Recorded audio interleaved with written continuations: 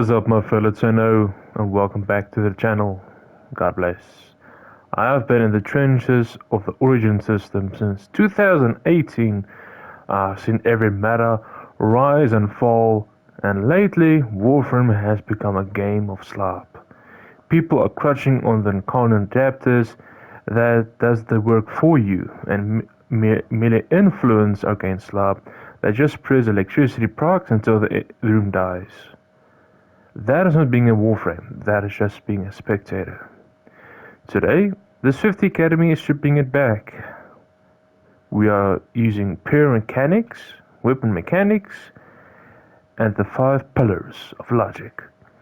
The rules are as follows: no liches, no incarnons, no AoE spam, and absolutely zero melee influence. We're proving that you can dominate the steel path with skill and logic, not just crutches. A synergy warning. Reminder, a weapon is only 50% of the build.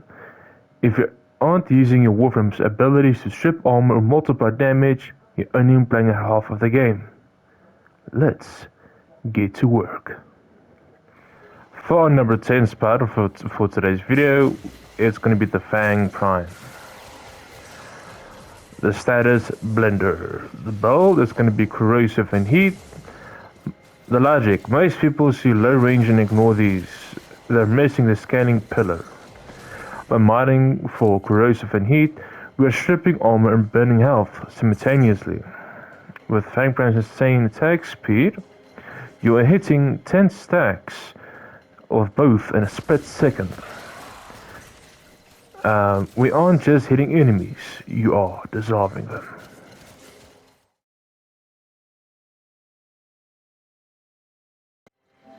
At our number 9 spot is going to be the Pyrana Prime, the Speed Ghost.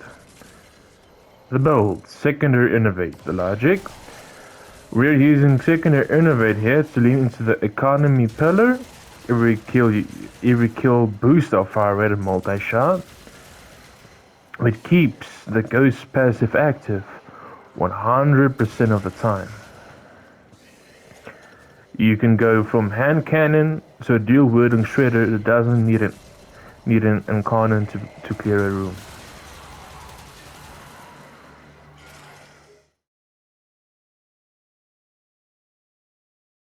The number 8 spot is going to be Zaws, the module Masterclass. The paths that I will be using is the Crucial, Strike, Play Grip Tough, the Link, Varjeet Rung 2.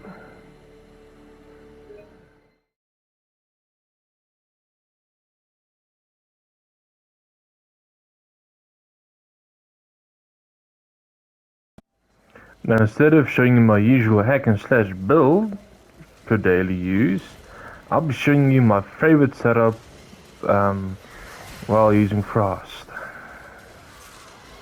That's why 2 billion damage. Sorry, I had to say it because yeah, it's clickbait. Anyway, no, I'm just kidding. No, Frost with research and Zaws, it's beautiful. You can hit damage cap. You can do many nice things with it. The damage cap might be not very consistent, but it does a job well done. If you want to have a good Zaws or something nice to play with, make a Zaws. That's all I can say. You can make one for exotic contagion or without exotic contagion. It doesn't really matter. That's totally your choice. I'm using the build that I've shown on screen with my Zaws that I've made, which is very nice. I haven't really played with the Zaws in a long time, so it's really nice playing with it once again because it's that great.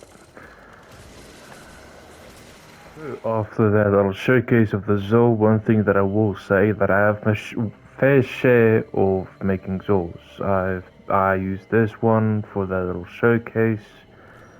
Here's the build for those that are curious. And then if you come back and I type Zaws in one more time, You can make a casual hack and slash build with something like this. I know a lot of people would be scared because this it has a ribbon. So yeah. But anyway, this is a corrosive heat setup, and I use exotic force to do even more damage essentially, and that's that. At our number 7 spot, we have Orthos Prime, specifically the Blast Afflictions build. The logic, geometry pillar. We're using the new Blast logic with melee afflictions. On a high reach weapon like the Orthos, you're essentially creating a 10-meter explosion zone that keeps everything staggered and dying, which will trigger afflictions. If you knock them down, they explode. Simple, effective, non-meta.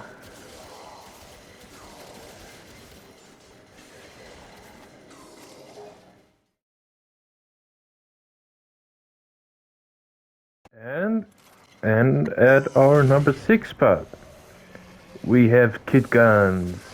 Yeah, you know I had to include these, huh? So, if you're wondering what the parts that I use for this the kit gun in specific, the grip is the gibber, the chamber is the vermisplicer, the loader is the macro thymoid. The build is focused around secondary Enervate again, not because it's that good. Well, because it's that good. That's to be honest. If you look very clearly or closely at the video, you'll notice it's very similar to how Orchicol would work.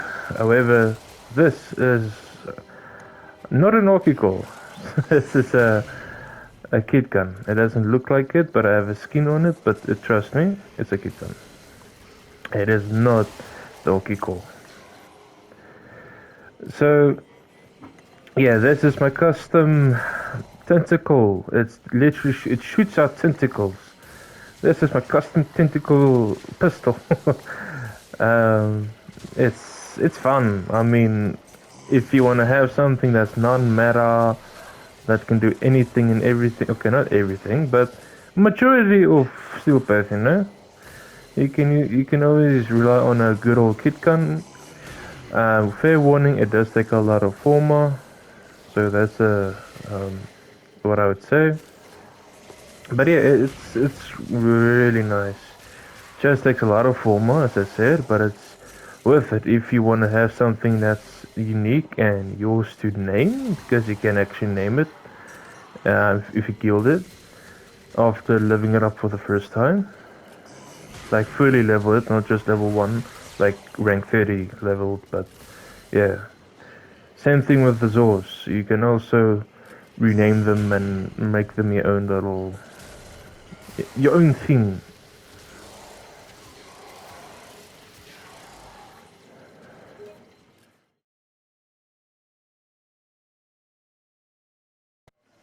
At a number 5 spot, we have the battery comparison, aka the Battacor. Now, you are free to use anything you want. You can decide if you want to use the Augment mod or if you want to use a general setup, but I figured or realized that the Augment mod works better with Blast because it's AoE. And I know what I said at the beginning of the video, we're not be focusing on AoE, but it's an exception simply because, you know, it's because of Augment mod, okay? And I must say, using it with someone like Wisp, it's really fun. Like I really play. I don't really play with Zephyr in general, but it's fun. I must admit it. It's something that not a lot of people play with, and I think it's neat.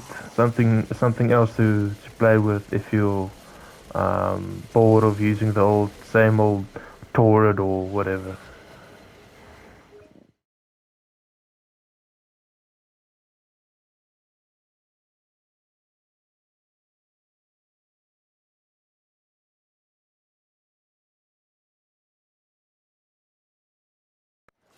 And at our number 4 spot, the Atomos, the Armor Melter. For the build, we have Corrosive and Cascadia Flare, and since I'm running Nourish on my Rhino with Roar, we're essentially triple dipping our damage when it comes to heat because of Pistol Elementalist.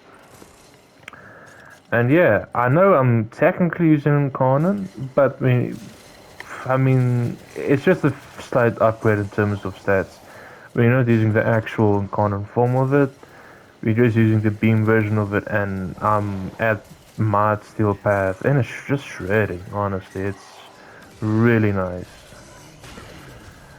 And it's a very low MR requirement to get it as well. I think it's like measuring 2 or something, I can't remember exactly, but regardless, it's really good. Very, very nice.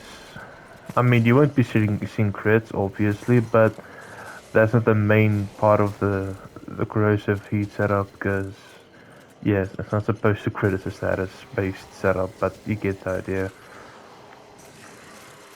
Yeah, as you can see, it just melts. It's really fun. If you're new to Steel Path, I would highly recommend you get it, and then obviously get the Enkanon for it. But I mean, the Enkanon form of it sucks, honestly. But it has niche cases. I'm not saying it's absolutely useless. No, I would just get it. I would honestly just get the Incarnon adapted just for the base stats increase. That's why. That's the only thing that I would say when it comes to the Atomos.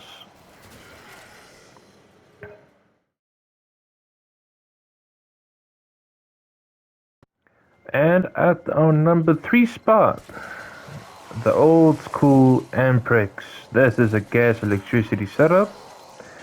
It's something unique. I'm gonna be honest, I don't like just running corrosive heat and whatever have you.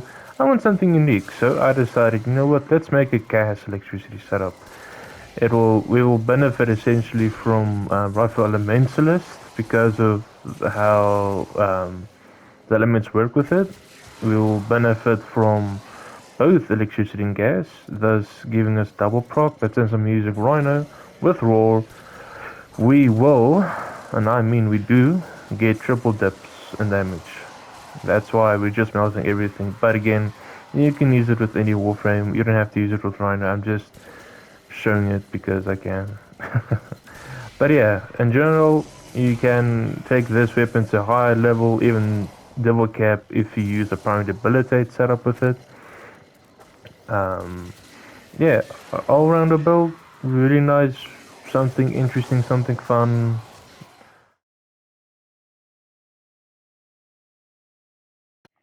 Second on our top 10 weapons is gonna be the Exergis. This is a blast magnetic build, but I have a companion that primes viral and he's for us. And what can I say? It's fun. Come on, man. Come on. It's just honestly fun. It's just fun. This is just a meme build. If you want to have something like a little bit AoE-ish, I mean, technically it is. So, I mean, it's okay. It's fine. We can break a little bit of the rules, huh? But generally, it's really fun. I do like it. You can go for a pure corrosive heat setup and then use Lavos with his valence fusion thingy. I forgot the name. If I do butcher the name, it's fine. I'm not gonna go back and reread and go over the scripts because my dyslexia is kicking in heavily, especially when near the end of the video. So anyway. As you can see, it's fun. I mean, it's not red crits everywhere, or big damage cap numbers that you would normally see on the screen. No. This is just a pure, like, fun build. But it's more of a synergistic build. You can, of course, use any other Warframe, but for the sake of my veterans out there that loves a little bit of a synergy on a video, this is for you guys. We are utilizing Zaws Whisper, and we're using molecular prime and everything just to have fun. Come on, man, who doesn't like fun? You can just see them explode like popcorn. But yeah, it's fun, honestly. And you know, using something like Blast and Zara's Whisper, if you know, you know, it's a really fun synergy.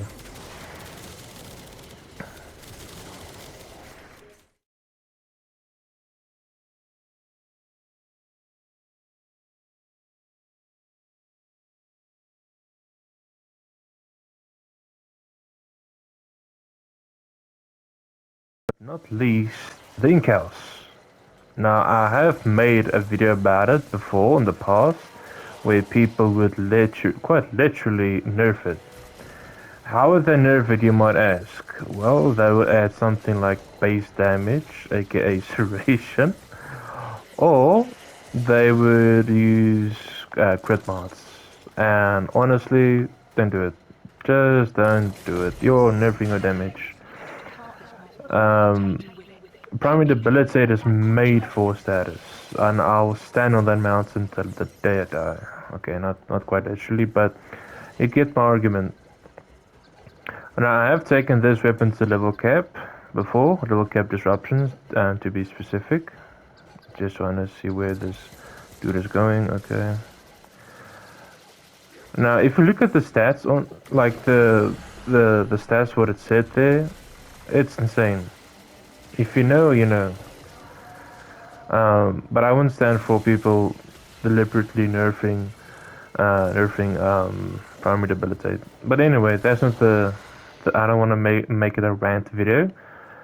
I will link the video of my Enkaus in the description, where I've taken it to level cap and then done 50 million damage on a level cap enemy. It's insane. It is genuinely just insane. You can of course use normal builds for like a typical corrosive heat setup with rough element mentalist to double proc the heat, and yeah, I mean it's your choice of course. I'm not gonna force my views onto you guys. I'm just showing what the weapon's capability is. And look at those stats, man. Those elements on it. It's literally every single element. So if you have galvanized aptitude or whatever, that's more than enough. Trust me, that's more than enough. It doubles the damage and whatever have you, so it's more than enough, generally. So yeah, I do hope this video or this little showcase. I mean, it's not level cap, but you get the idea of how it will typically go. You run towards the enemy and you just shoot them, and then eventually the DOTs will kill them. It works better at level cap from what I've noticed. I mean, yeah, I have taken to level cap as I said before. There are many ways obviously how to mod and play with certain weapons, but yeah. I'm just gonna finish off this disruption unit, and then we can come to the outro and little conclusion. Let's go get that little demo list.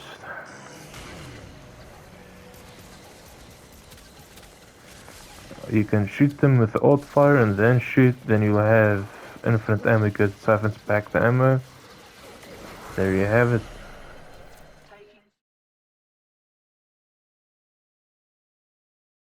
10 weapons, 0 slop, total mastery. If you want to start being a spectator and start being a Warframe, join the Academy. Hit that like button, subscribe, and check out my full Enkaus video linked in the description for a deep dive on that double cap run that I've spoken before. And then until next time, stay safe, stay sharp, and God bless. Swifty out.